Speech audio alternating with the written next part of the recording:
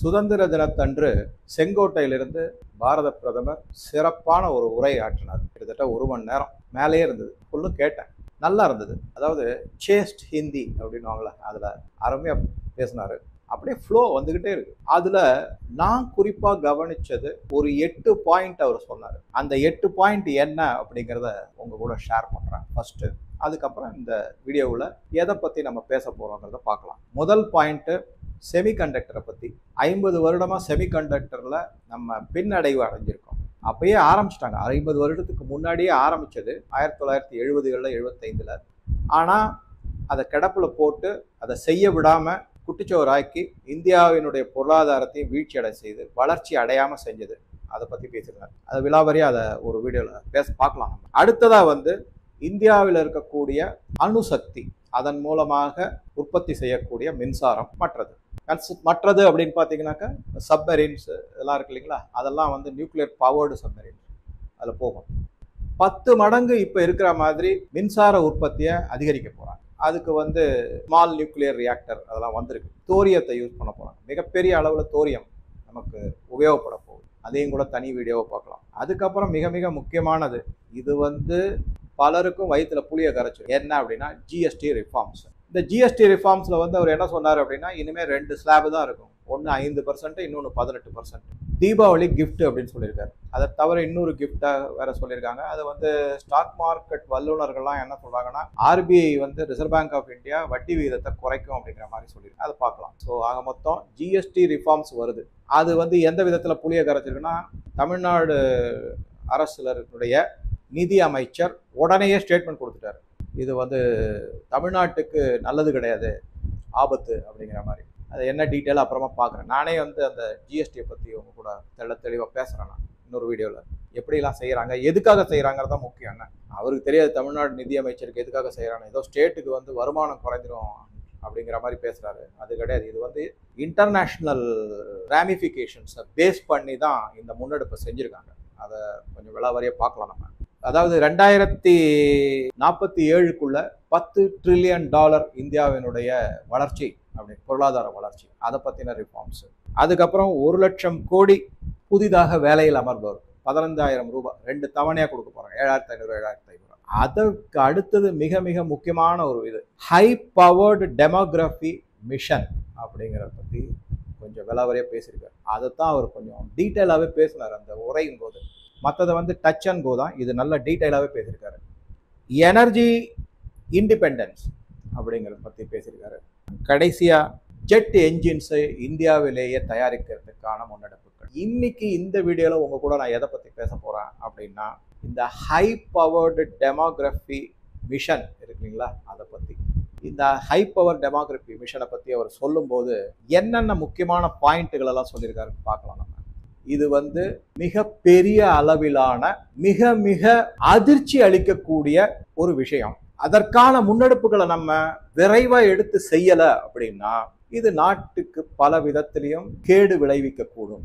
Demography என்னது sir, இது என்ன மிஷன் இது அப்படின்னு பாத்தீங்கன்னா, டெமோகிராஃபிங்கிறது ஒன்றும் கிடையாது. இந்த நாட்டுல இன்னைக்கு தேதியில மெஜாரிட்டியா யார் இருக்காங்கன்னு பாத்தீங்கன்னா இந்துக்கள் இருக்காங்க. பல இடத்துல மத மாற்றங்கள் அப்படியே நடந்துகிட்டே இருக்கு, நான் ஸ்டாப்பா நடந்துகிட்டு இருக்கு. கிறிஸ்துவ மத போதகர் ஒருத்தர் சொல்றாரு, நான் ஒரு வீடியோ பார்த்தேன், அது நிறைய பேர் நீங்களும் பார்த்துருப்பீங்க. அதை அவர் என்ன சொல்றாருன்னா, ஆல் இண்டியா லெவல்ல ஒரு நாளைக்கு 14,000 to 15,000 இந்துக்களை கிறிஸ்துவத்துக்கு மதமாற்றம் செய்வதுதான் எங்களுடைய குறிக்கோள் அப்படின்னு சொல்லிட்டு அவர் என்ன சொல்றாரு, நீங்க ஆன்டி கன்வர்ஷன் லாலாம் கொண்டு வாங்க, மதமாற்ற தடை சட்டம் அதெல்லாம் கொண்டு வாங்க, அதெல்லாம் எடுபடாதுங்க, நாங்க அவ்வளவு பவர்ஃபுல்லா இருக்கோம்னு ஓப்பனா ஒரு டிவி ஒரு இன்டர்வியூல அந்த மத போதகர் வெட்ட வெளிச்சமா சொல்றாரு, ஓப்பனா சொல்றாரு, இப்படித்தான் நாங்க நிறைய ஸ்ட்ராட்டஜி வச்சிருக்கோம், பணம் காசு எல்லாம் கொழிக்குது எங்களுக்கு அப்படின்ற மாதிரி சொல்லியிருக்காரு.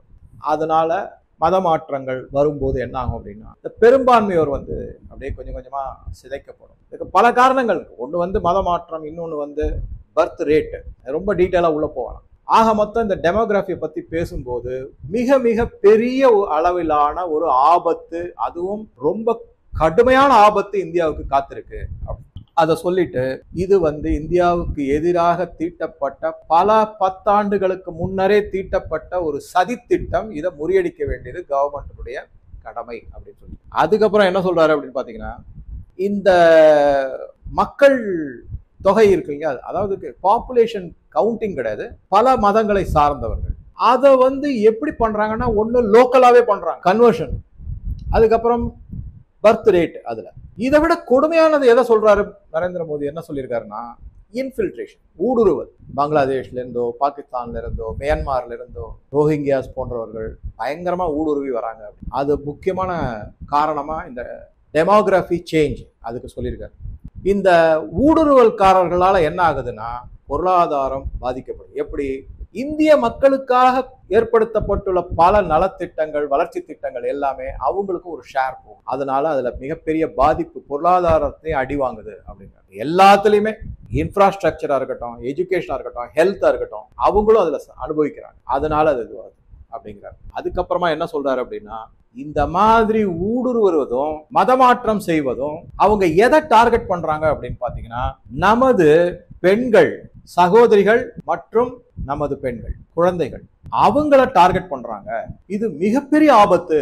இதை பார்த்துக்கிட்டு நான் சும்மா இருக்க மாட்டேன். இது அப்படியே சொல்லியிருக்காருங்க ஹிந்தியில. நான் சும்மா இருக்க மாட்டேன் அப்படின்ட்டு. இதை பார்த்துக்கிட்டு நான் சும்மா இருக்க மாட்டேன். அதாவது sisters and daughters are the main target of இந்த நாட்டில் அப்படிங்கிறார். அவங்களால இதை நான் டாலரேட் பண்ண மாட்டேன், சகித்து கொள்ள மாட்டேன் அப்படின்னு சொல்லியிருக்காரு. அதுக்கப்புறம் இன்னொரு முக்கியமான விஷயம், இந்த ஊடுருவல்காரர்களும் மதமாற்ற கும்பல்களும் என்ன செய்யறாங்க அப்படின்னா, ட்ரைபல்ஸ்னு சொல்லக்கூடிய பழங்குடியினர் வாழக்கூடிய இடத்துல, மலையா இருக்கட்டும் இல்ல சமவெளியா இருக்கட்டும், அந்த பழங்குடியினர் காட்டு பகுதியிலயோ மலைப்பகுதியிலயோ இல்ல கிராமப்புறங்கள்ல வாழக்கூடியவங்களோ அவங்க கிட்ட போய், அவங்க எல்லாம் ரொம்ப ரொம்ப அப்பாவி மக்கள், அவங்கள மனசை மாத்தி பலவிதமான இலவசங்களை கொடுத்து உதவி செய்யறன்னு சொல்லி அவங்கள மதம் மாற்றம் ஆரம்பிச்சதுக்கு அப்புறம் அம்போடு விட்டுருவாங்க. இதை பத்தி இப்போ ஒரு சின்ன நிகழ்வை பத்தி சொல்லிடுறேன் பாருங்க. டெஸ்மாண்ட் டூட்டு நீங்க கூகுள் பண்ணி பாருங்களேன், அவர் என்ன சொல்லியிருக்காருன்றது ஆச்சரியமா இருக்கும்.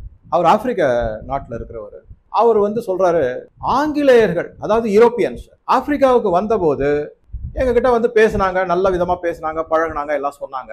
அப்ப அவங்க கையில பைபிள் இருந்துச்சு, எங்க கிட்ட நிலம் இருந்துச்சு. அவங்க வாங்க நம்ம எல்லாரும் கண்ணை மூடி ப்ரே பண்ணலாம்னு சொன்னாங்க. நாங்களும் உடனே பிரேயர் ஆரம்பிச்சோம், கண்ணை மூடினோம். பிரேயர் முடிஞ்சு பார்த்தா எங்க கையில பைபிளும் அவங்க கையில எங்க நிலமும் போயிடுச்சு. இது ஒரு ஏதோ ஒரு ஜோக்கு மாதிரி நம்ம எடுத்துக்க கூடாது. அதன் பின்புலத்துல இருக்கக்கூடிய சீரியஸ்னஸ் நம்ம உணரணும். இப்படித்தான் எல்லா நாட்டிலையும் பண்ணிருக்காங்க ஐரோப்பியர்கள் இங்க உள்ள வந்தபோது. தெள்ள தெளிவான மதமாற்றம் அப்படின்னு. சரி, அதை பத்தி சொல்லும் போது பழங்குடியினரை, ட்ரைபல்ஸை ஏமாத்துறாங்க, அவங்களுடைய ஆதார அடிப்படையான வாழ்க்கை முறையை சிதைக்கிறாங்க, இந்த நாட்டினுடைய கலாச்சாரத்தை கெடுக்கிறாங்க. இத மாதிரி பல விஷயங்கள் அவர் சொல்லியிருக்காரு. அதனால இதை எல்லாத்தையும் நம்ம பார்த்துக்கிட்டு சும்மா இருக்க முடியாது. இந்த நாடு இதற்கான ஒரு திருத்தத்தை செய்யணும். அதாவது இது வருமுன் காப்பது மாதிரி இதை செய்யணும். இன்னும் இது குட்டிச்சோரா போறதுக்கு முன்னாடி இதை செஞ்சே ஆகணும் அப்படிங்கிற அளவுல சொல்லியிருக்காரு. இது அடுத்ததா என்ன சொல்லியிருக்காருன்னா, இன்னொரு முக்கியமான விஷயத்த சொல்லியிருக்காரு. அது பாருங்க, இந்த மாதிரி மத மாற்றங்கள் நடைபெறும் போது, அதுவும் குறிப்பா எல்லை பகுதிகளில் இருக்கக்கூடிய மாநிலங்கள்ல நடந்துச்சுன்னா, எல்லை பகுதினா உதாரணத்துக்கு அஸ்ஸாம், அதுக்கப்புறம் மிசோராம், அதுக்கப்புறம் மேகாலயா, இந்த மாதிரி இடத்துலலாம், மிசோராம் பர்டிகுலரா நான் சொல்றேன், அதை பத்தி ஃபுல்லு டீட்டெயிலா. இந்த மாதிரி அதுக்கப்புறம் இந்த பக்கம் ராஜஸ்தான், பஞ்சாபை பத்தி சொல்லவே வேணாம். அந்த மாதிரி இத மாதிரி பார்டர் ஸ்டேட்ல இந்த டெமோகிராஃபி சேஞ்ச் வந்துச்சுன்னா, அது நாட்டினுடைய பாதுகாப்புக்கும் இறையாண்மைக்கும் மிகப்பெரிய ஆபத்து அப்படின்னு இருக்காரு. சரி, இதை நம்ம எப்படி எடுத்துக்கலாம் அப்படின்னா, ஷேக் ஹசீனா முன்னாள் பங்களாதேஷ் பிரைம் மினிஸ்டர், அவரை வெளியே தள்ளிட்டு இந்தியாவுக்கு வந்துட்டு அதுக்கப்புறம் அவர் நிறைய பிரஸ் கான்ஃபரன்ஸ்ல பல விஷயங்களை பேசினாரு. அதுல குறிப்பா முக்கியமா ஒரு விஷயத்த ரெண்டு முக்கியமான விஷயத்த நம்ம பார்க்கிறோம். ஒண்ணு என்னன்னா, அமெரிக்கா தன்னுடைய ஆட்களை அனுப்பி அவங்க கிட்ட பேரம் பேசியிருக்காங்க. உங்களுடைய எலெக்ஷன் செல்லாதுன்னு நாங்க அறிவிச்சிருவோம், கிளப்பி விட்டுருவோம் மக்களை, நீங்க எங்களுக்கு நேவல் பேஸும் ஏர் பேஸும் செயின்ட் மார்டின் ஐலாண்ட்ல கொடுக்கலன்னா அப்படின்னு ஒரு இதை சொல்லியிருக்காங்க. அவர் கொடுக்க முடியாதுன்னு உடனே ஆட்சியை கவுத்துட்டாங்க. ஓட்டுச்சோரி தான், அங்கேயும் தேர்தல் முறைகேடுன்னு சொல்லி தான் தெருவில் மக்கள் இறங்கி போராடினாங்க. அப்புறம் அது ரிசர்வேஷனுக்கு மாறிச்சு. ரிசர்வேஷன்ல இருந்து திருப்பியும் தேர்தல் முறைகேடு வந்தது, அராஜகம் நடந்தது, அவங்க ஓடி வந்துட்டாங்க, எல்லாம் ஆச்சு. அதை பார்த்தோம். இன்னும் ஒரு முக்கியமான விஷயத்த சொன்னாங்க. அது என்ன அப்படின்னா, சில அமெரிக்க உளவாளிகளோ அதிகாரிகளோ இந்த ரெஜிம் சேஞ்ச் எக்ஸ்பர்ட்னு சொல்லக்கூடியவங்களோ, அது விக்டோரியா நியூலண்ட் வந்திருந்தாங்க அந்த சமயத்துல, அது உங்களுக்கு தெரிஞ்சிருக்கும்னு நினைக்கிறேன். அவங்க வந்து என்ன பேசியிருக்காங்கன்னா, அவங்க சொன்னாங்க இவங்களுடைய சதி திட்டம் எப்படி அப்படின்னா, பங்களாதேஷ்ல இருக்கிற சில பகுதிகள், அதுக்கப்புறம் மியான்மர்ல இருக்கக்கூடிய சில பகுதிகள், அதுக்கப்புறம் இந்தியாவில் பார்டர் ஸ்டேட்னு சொல்லக்கூடிய மிசோராம், நாகாலாந்து போன்ற பகுதிகள், இது எல்லாத்துலயுமே கிறிஸ்துவர்கள் அதிக எண்ணிக்கையில மக்கள் தொகையில இருக்காங்க.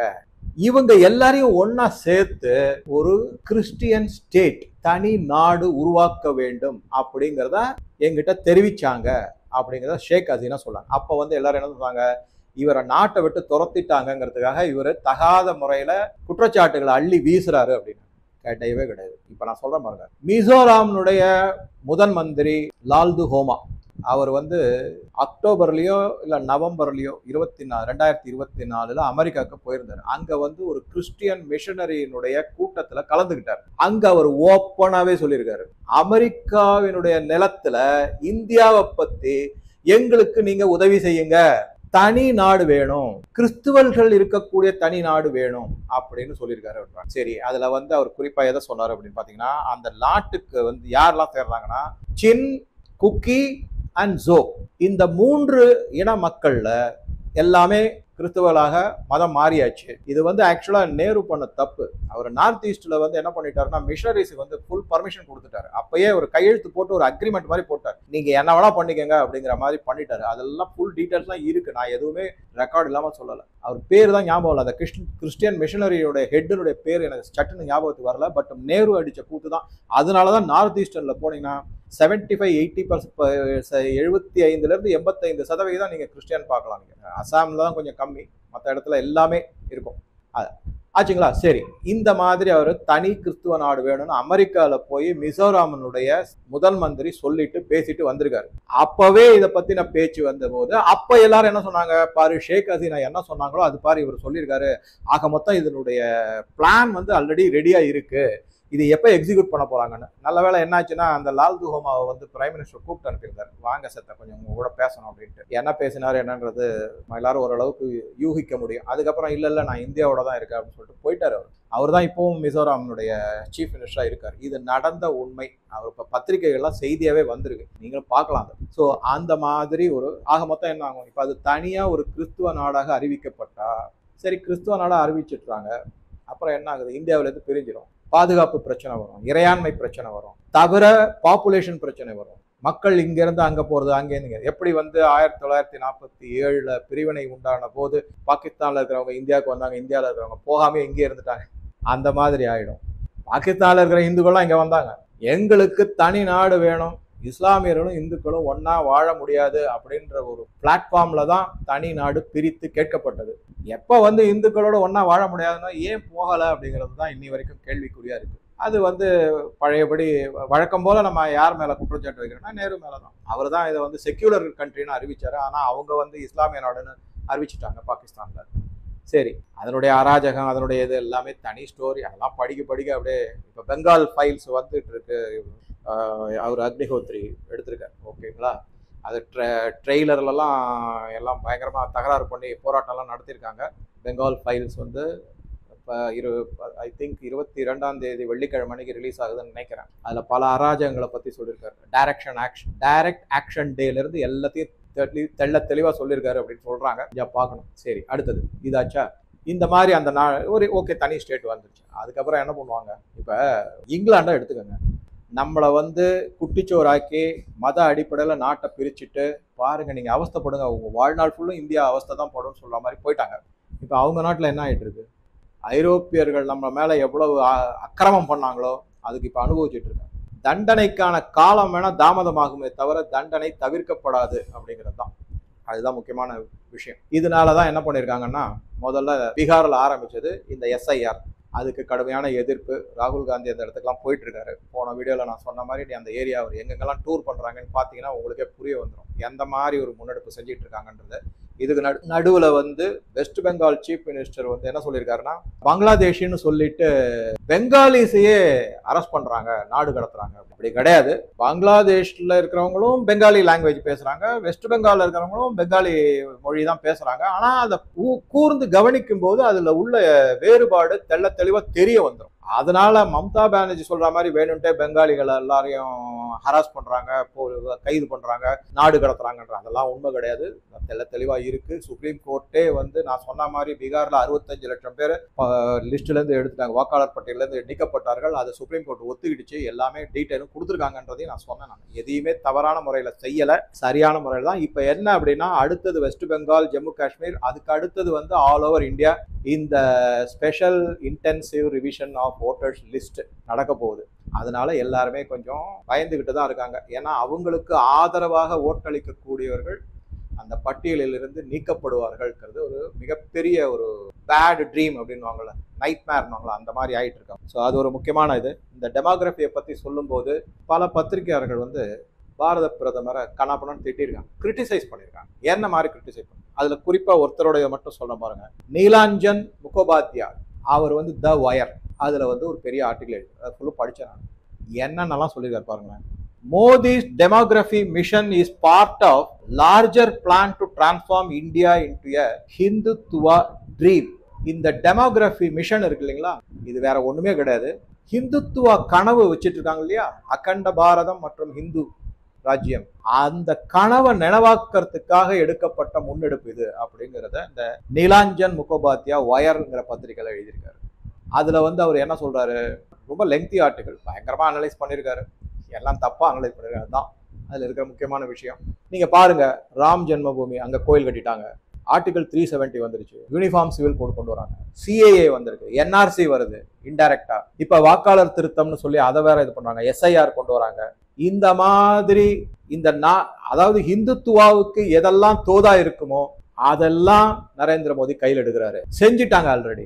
இப்ப இதை கையில் எடுத்திருக்காங்க, இந்த டெமோகிராஃபி மிஷனை கையில் எடுத்திருக்காங்க. மினிஸ்ட்ரி ஆஃப் பெட்ரோலியம் அவங்க வந்து சுதந்திர தன்னைக்கு ஒரு ட்விட்டர்ல ஒரு செய்தி படத்தோட போட்டிருந்தாங்க, எல்லாருக்கும் சுதந்திர வாழ்த்துக்கள் அப்படின்னு சொல்லிட்டு, 79வது சுதந்திர தின வாழ்த்துக்கள் சொல்லிட்டு ஒரு படம் போடுறாங்க. அந்த படத்துல தலைவர்களுடைய படம் இருக்கு, இந்திய கொடி இருக்கு, தலைவர்கள் யாரு தலைவர்கள், காந்தி இருக்காரு, அதுக்கப்புறம் சுபாஷ் சந்திர போஸ் இருக்காரு, அதுக்கப்புறம் வீர் சாவர்கர், பகத்சிங் இருக்காரு. இந்த மாதிரி பலருடைய படத்தை போட்டு வாழ்த்து செய்தி இவர் சொல்றாரு. வீர் சாவர்கர் இருக்காரு. யார் யாரெல்லாம் சுதந்திரத்துக்கு பாடுபடலையோ, யார் யாரெல்லாம் ஆர்எஸ்எஸ்க்கு ஆதரவு தெரிவிச்சாங்களோ அவங்க படத்தெல்லாம் போட்டிருக்காங்கன்னு கிரிட்டிசைஸ் பண்ணியிருக்காரு. காந்தி இப்பனா ஆர்எஸ்எஸ் சப்போர்ட்டரா?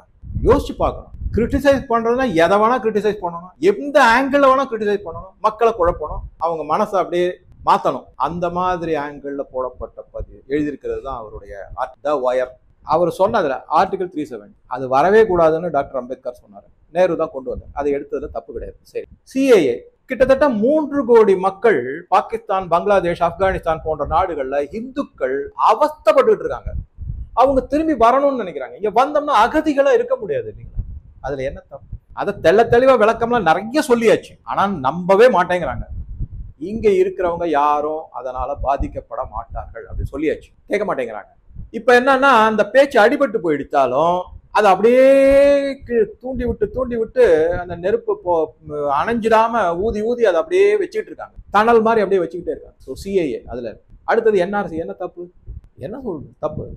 அதுக்கப்புறம் என்ன சொல்றாருனாக்கா ராம் ஜென்மபூமி. அரே அப்ப சுப்ரீம் கோர்ட்ல ஆர்டர் கொடுத்துருக்காங்கல்ல, ஜட்ஜ்மெண்ட் வந்திருக்குல்ல, அதுவும் யுனானிமஸ் ஜட்ஜ்மெண்ட், பல விதமான ஆர்குமெண்ட் வருஷ கணக்குல போச்சு, 500 வருஷமான கனவு அது இந்துக்களுக்கு. சுப்ரீம் கோர்ட் சொல்லாம இருந்தா கொடுத்துருப்பாங்க, செஞ்சிருப்பாங்களா, ராமர் கோயில கட்டியிருப்பாங்களா? ஆக மொத்தம் நீங்க பாத்தீங்கன்னா எது வந்து நியாயமான நேர்மையான முறையில முன்னெடுத்து செய்யப்பட்டதோ அது எல்லாமே தவறு அப்படிங்கிற மாதிரியே திருப்பி சொல்லிக்கிட்டே இருக்காங்க. இதுல திருப்பி பாதிக்கப்படுறதும் சந்தேகப்படுறதும் அதன் மூலமாக குழப்பங்களை விளைவிக்கக்கூடியது யாருன்னா நம்ம இந்துக்கள் தான். அவங்க தெளிவா இருக்காங்க அதுல. சோ இந்த நீலாஞ்சன் முகோபாத்யா அப்படி சொல்லி 3 கோடி பேர் இருக்காங்களாம். இதை தவிர இந்த இன்ஃபில்ட்ரேஷன் சொல்லக்கூடியது ஒரு கருத்து கணிப்புப்படி 9 கோடி பேர் இருக்காங்க அப்படிங்கிறாங்க. ஆனா உள்துறை அமைச்சர் என்ன சொல்லியிருக்காரு, அமித்ஷா வந்து 20-30 மில்லியன், அதாவது 2-3 கோடி மக்கள் இன்ஃபில்ட்ரேஷன் ஆயிருக்காங்க, இந்தியா உள்ள ஊடுருவி இருக்காங்க, அவங்கள வெளியேற்ற வேண்டியது நமது பொறுப்பு அப்படின்னு. என்ன தப்பு? அவங்கெல்லாம் இல்லீகல் மைக்ரண்ட், இந்த நாட்டினுடைய சிட்டிசன்ஸ் கிடையாது, தகாத முறையில சட்டத்தை மீறி சட்டத்தை அவமதிச்சு உள்ள வந்திருக்காங்க, அவங்களை வெளியேற்றுறதுல என்ன தப்பு? இவர் கூடாதுங்கிறார். ஆக மொத்தம் நீங்க பாத்தீங்கன்னா எல்லாருமே இந்த நாட்டு எப்படியாவது கெடுத்து குட்டிச்சோராக்கி மேற்கத்திய நாடுகளுடைய அடிமை மாதிரி ஆயிடணும் பார்க்கலாம். இந்த வீடியோல சுதந்திர தினத்தன்று பாரத பிரதமர் முன்னெடுக்கப்பட்டுள்ள ஹை பவர் டெமோகிராபிக் மிஷனை பற்றின ஃபுல் டீட்டெயில்ஸ் உங்க கூட ஷேர் பண்ணியிருக்கேன். உங்கள் கருத்துக்களை தெரிவிக்கவும். நான் இன்னும் 2 டாபிக் இல்லை 3 டாபிக் அவர் என்னென்னலாம் சொன்னார், குறிப்பாக ஜிஎஸ்டியை பற்றி பேசணும், இரண்டாவது செமிகண்டக்டர், அதுக்கப்புறம் அந்த எம்ப்ளாய்மெண்ட்டு, அதை பற்றிலாம் ஒவ்வொரு வீடியோவாக எப்போ டைம் கிடைக்குதோ உங்க கூட ஷேர் பண்ணுறேன்.